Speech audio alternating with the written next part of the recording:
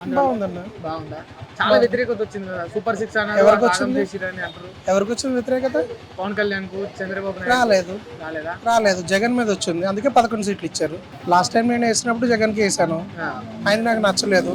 ఈసారి నేను కూటమి ప్రభుత్వానికి వేసాను. ఇప్పుడు వీళ్ళు వచ్చిన తర్వాత సక్సీడ్ అయ్యారా, ఫెయిల్ అయ్యారా మరి? అన్న ప్రతిదానికి ఒక టైం ఇవ్వాలన్నా. సక్సెస్ అని ఇదేమన్నా ఎగ్జామ్ 2 నెలలు 3 నెలలు రిజల్ట్ వచ్చడానికి 5 ఏళ్ళు టైం ఇచ్చారు కదా, కొంచెం టైం ఇవ్వు. ఇప్పుడు టైం ఇచ్చిన దాంట్లో 2 years అయింది. 2 years పర్ఫెక్ట్గా ఉన్నారు కదా, రోడ్స్ పడ్డాయి. మాకు రావులపల్లి నుంచి అమలాపురం వెళ్ళడానికి విపరీతంగా కష్టంగా ఉండదు రోడ్డు, అది పడింది రోడ్డు పర్ఫెక్ట్గా. అని నాకు తెలుసని చెప్తున్నా. రిమైనింగ్ కొన్ని గ్రామాల్లో కొన్ని సోషల్ మీడియాలో చూస్తున్నా, కొన్ని న్యూస్ ఛానల్స్లో చూస్తున్నా, రోడ్లన్నీ మంచిగా అయినాయి. ఇప్పుడు నువ్వు తప్పు చేస్తే నేను అడుగుతున్నారు కదా, కొంతమంది బ్యాచ్లు వచ్చినాయి, గంజాయి బ్యాచ్లు అయినా నడుస్తున్నాయి, న్యూస్లో చూపిస్తున్నారు కదా, అన్నీ మంచిగా అవుతున్నాయి కదా, ఇంకేమున్నది. ఒకటి పర్ఫెక్ట్గా నడుస్తున్నప్పుడు దాన్ని బాగాలేదని ఎట్లా చెప్తావు అన్నా నువ్వు? నేను ఇప్పుడు చాలా మంది ఏమంటారంటే ఎన్నికలకు ముందు పవన్ కళ్యాణ్ ఊగిపోయిండు, వచ్చిన తర్వాత మొత్తం మారిపోయిండు. పవన్ కళ్యాణ్ అనడానికి వాళ్ళకి మనసు ఒప్పుంది, ఎట్లా ఒప్పుంది అన్న? ఆయన ఒక సీఎం క్యాండిడేట్, ఆయన కాంప్రమైజ్ అయ్యి 21 సీట్లు తీసుకున్నాడు. 21, 22 ఎగ్జాక్ట్లీ కరెక్టే అంటారా? అవును. ఆయన ఎవరి కోసం కాంప్రమైజ్ అయ్యిండు? ఎవరి కోసం అయిందంటారు? జనాల కోసం కాదా? ఉద్దేశం ప్రకారం జనాల కోసం కాదా? ఇప్పుడు ఆయనకు ఒక క్రేజ్ ఉంది, ఆయన పర్ఫెక్ట్ గా అన్ని చేయగలడు.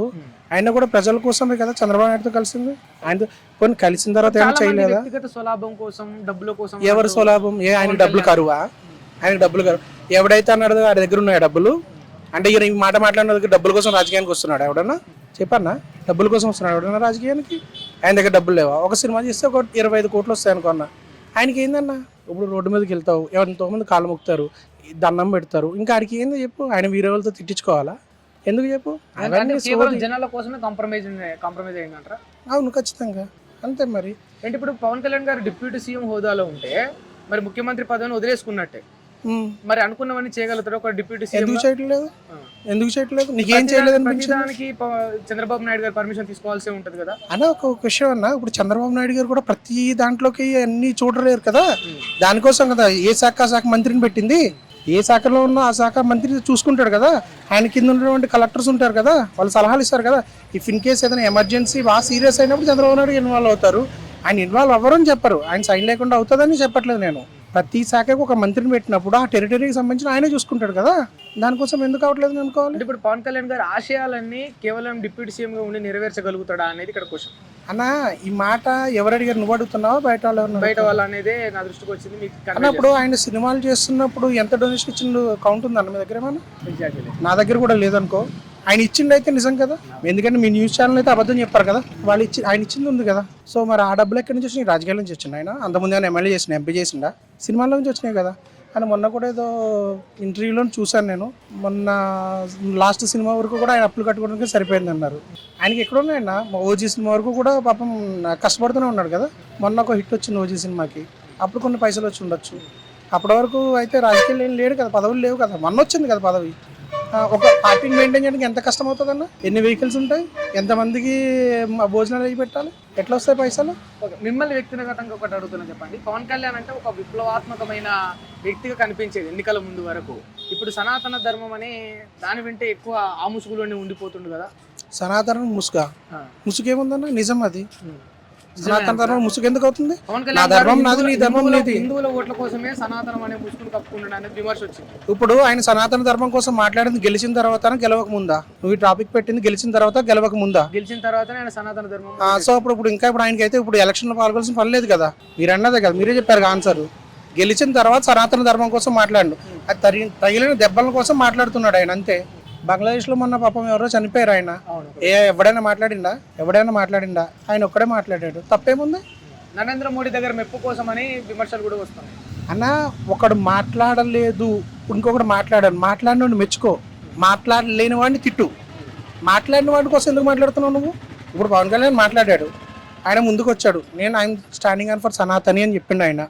మరి నువ్వు అది మాట్లాడకుండా ఎవడైతే మాట్లాడలేదో వాడి కోసం అడుగు. ఇంకో మంత్రి ఉన్నారు కదా, ఆయన అడగండి. ఆయన ఈయన మాట్లాడిన ఆయన కోసం అంటే ఇప్పుడు ఓహో మీకు సనాతని అక్కడ చనిపోయిన ఆయన కోసం ఈయన మాట్లాడితే తప్పైంది. మాట్లాడిన వాళ్ళు అందరూ మంచోళ్ళ, మాట్లాడకుండా ఉన్న వాళ్ళు మంచోళ్ళ మీ దృష్టిలో? ఓకే, ధర్మం కోసం మాట్లాడడం గొప్ప విషయమే, కానీ ఆ ధర్మాన్ని అన్వాంటెడ్ గా అవసరం లేని చోట కూడా ప్రస్తావించారు పవన్ కళ్యాణ్ గారని. ఊరికే దీక్షలు అంటాడు, ఊరికే ఏం దీక్షలు ఊడుస్తూ చేస్తాడు అనేది విమర్శ కూడా ఉంది కదా. అయితే రోడ్డు మీద చీపురు దూసుకున్నాడు అందరూ మంచోడా? రోడ్డు మీద ఆ ఫోటో కోసం అక్కడ క్షణం అక్కడ చీపురు పట్టుకుని తుడిచి ఫోటో తీసి వెళ్ళిపోయినాడు మంచోడా? అంటే మెట్లు గుడి దగ్గర తుడిస్తే మీకు తప్పొచ్చిందా? ఆ మెట్లు గుడి దగ్గర తుడిచిండు, అది మీకు తప్పొచ్చింది. రోడ్డు మీద డ్రైనేజ్ దగ్గర పక్కన తుడిస్తే తప్పు రాలేదా? అంటే ఇప్పుడు మెట్లు దూడడం అంటే ఇప్పుడు బయట రోడ్లు దూడడం అంటే జనాలను మోటివేట్ చేసే విధంగా ఉంటది, కానీ ఈ గుళ్ళు దూడవడం దీనికి ఇక్కడ కూడా ఫోటో షూట్ చేసుకోవడం ఎంతవరకు? ఫోటో షూట్ ఎక్కడ చేస్తున్నావు? ఫోటో షూట్ ఎందుకు అనుకుంటున్నావు? ఇప్పుడు నీళ్లు నువ్వు క్లీన్ చేసుకుంటావు కదా, నువ్వు క్లీన్ చేసుకుంటావు కదా, గుడి కూడా అందరిది కదా. ఇప్పుడు నేను వెళ్తాను, నాకు నచ్చలేదు, ఏదైనా గుడి దగ్గర క్లీన్ చేస్తాను, నా ఫోటో పెట్టచ్చు కదా, పెట్టవు. ఎందుకు? ఆయన తుడిచట్టు పబ్లిష్ అన్నట్టు నువ్వు చెప్తున్నావు. అది ఆయన ధర్మం. ఆయన ఒకసారి చేస్తే అది ఇంకో 10 మంది ఫాలో అయ్యి దాన్ని పెర్ఫెక్ట్గా చేస్తారు అని చెప్పేసి ఆయన ఒకసారి చేసి చూపించాడు, మీరు ఇట్లా చేసుకోమని. దాంట్లో ఎందుకు తప్పును ఎదుగుతున్నాను? పవన్ కళ్యాణ్ గెలిచిన తర్వాత మారిపోయిండు అంటే మీరేమంటారు?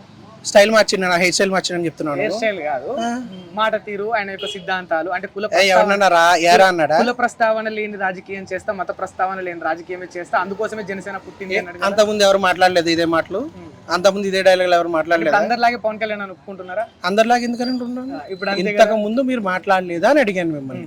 మాట్లాడారా లేదా మీరు చెప్పండి నాకు. ఇంతకు ముందు ఇదే డైలాగులు వేరే వాళ్ళు మాట్లాడలేదా? ప్రతిదానికి ఒక టైటిల్ ఉంటుంది, ఆ రాజకీయంలో అదొక టైటిల్ అంతే. దాని పెద్ద పట్టించుకోవడం పనే ఉంది, లైట్ తీసుకోవాలంటారు అంతే. నీకు మంచి జరిగిందా లేదా అన్నది ఆలోచించు, అంతవరకునే.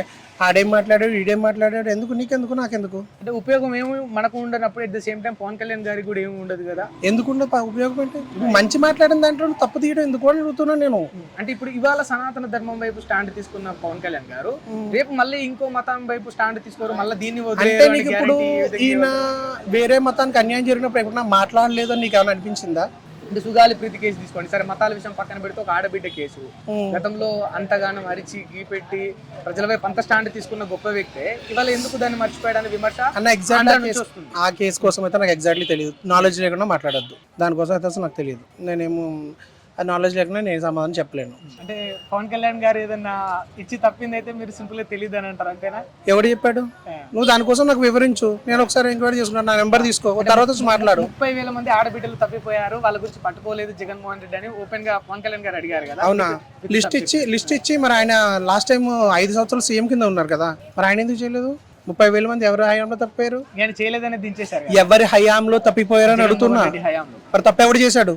నువ్వు ఎవరిని అడుగుతున్నావు? అంటే అంత ముందుకు టీడీపీ ఉన్నప్పుడు కూడా కొందరు తప్పిపోయి ఉంటారు కదా భయ్యా. ప్రతిదీ 100% అయిపోవాలంటే ఎక్కడ అవ్వదు. ఏ సిస్టమ్ అయినా సరే, మీరు వర్క్ చేస్తున్న మీ మీడియా కానీ లేకపోతే ఏది కానీ, నా పని చేస్తున్న వర్క్ చేస్తున్నది కానీ ఏది 100% అవ్వదు. ప్రతి చోట లోపం ఉంటుంది. ఒకటి కొట్టినప్పుడు ఒకటి దెబ్బ అవుతుంది, ఇంకొకటికి లాభం అవుతుంది. అన్నిటిలోనే పూర్తిగా కవర్ అవ్వాలంటే అవ్వదు. నా ఉద్దేశం అది. 100% న్యాయం అన్నది ప్రతి చోట జరగదు. ఒక్కొక్క చోట రోడ్డు మీద వెళ్తున్నప్పుడు చీమలు కూడా తొక్కుతాం, అది కూడా పాపమే అంటారు కదా, అది కూడా ప్రాణే కదా. కానీ అది మనకు తెలియకుండా అవుతుంది. కొన్ని జరుగుతాయి. 100% న్యాయం అవుతుంది నేను ఎక్కడ అనను, కానీ మినిమం అయితే పర్ఫెక్ట్గా ఉంటుంది కదా. నాకైతే ఇప్పుడు ఒక చాలా దగ్గర అన్యాయం జరిగినట్టు అనిపించలేదు ఓవరాల్గా. అంటే ఇప్పుడు కూటమి ప్రభుత్వం వల్ల ఏ విధంగా ఉపయోగం ఉంటుంది అంటారు? అంటే ఈ 2 అలయన్స్ రావడం వల్ల అంటే ఇప్పుడు చంద్రబాబు నాయుడు గారితో పవన్ కళ్యాణ్ గారు కలవడం వల్ల ఆంధ్రప్రదేశ్కు ఏ జోనర్లో ఎక్కువ ఉపయోగం ఉందంటారు? అన్న ఫస్ట్ నాకు ఎఫెక్ట్ అయింది అక్కడ రోడ్స్, అది మంచిగా అయినాయా అవ్వలేదా? అయ్యిందా అవ్వలేదా? ఇంకొకటి మారుమూల గ్రామాలకు అన్నిటికి కూడా మంచిగా అన్నీ నడుస్తున్నాయి కదా, అందుతున్నాయి కదా. ఇంకేముంది? ఎన్ని సంవత్సరాలు అయిందన్న ఆయన వచ్చి? ఇప్పుడు ఎన్ని సంవత్సరాలు అవుతుంది? 2 years అవుతుందా? అంతే కదా, హార్డ్లీ 2 years అయినా.